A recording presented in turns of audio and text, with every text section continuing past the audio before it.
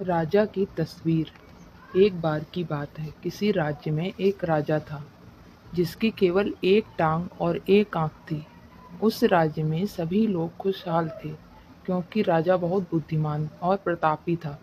एक बार राजा के मन में एक विचार आया कि क्यों न खुद की एक तस्वीर बनवाई जाए।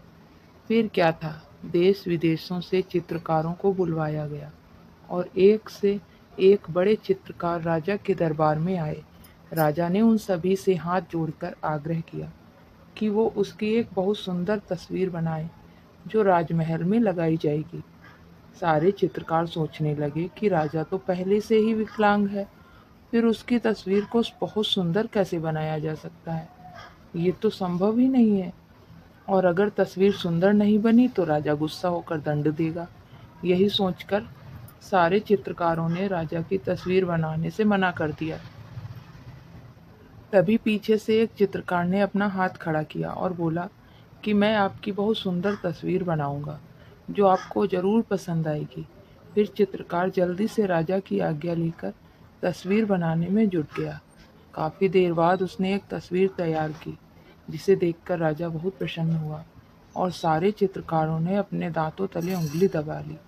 उस चित्रकार ने एक ऐसी तस्वीर बनाई जिसमें राजा एक टांग को मोड़कर जमीन पे बैठा है और एक आंख बंद करके अपने शिकार पे निशाना लगा रहा है।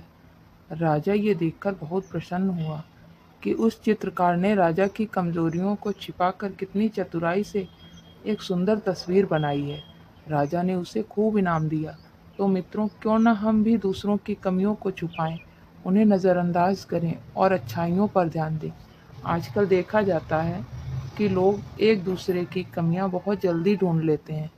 चाहे हम में खुद में भी कितनी भी बुराइयां हों, लेकिन हम हमेशा दूसरों की बुराइयों पर ही ध्यान देते हैं कि अमुक आदमी ऐसा है, वो वैसा है। सोचिए, अगर हम भी उस चित्रकार की तरह दूसरों की कमियों पर पर्दा डालें, उन्हें नज़रअंदाज करें, तो धीरे धीरे सारी दुनिया में बुराइयां ही खत्म हो जाएंगी और रह जाएगी सिर्फ अच्छाइयाँ। इस कहानी से ये भी शिक्षा मिलती है कि हमें कैसे नकारात्मक परिस्थितियों में भी सकारात्मक सोचना चाहिए और किस तरह हमारी सकारात्मक सोच हमारी समस्याओं को का हल करती है। धन्यवाद।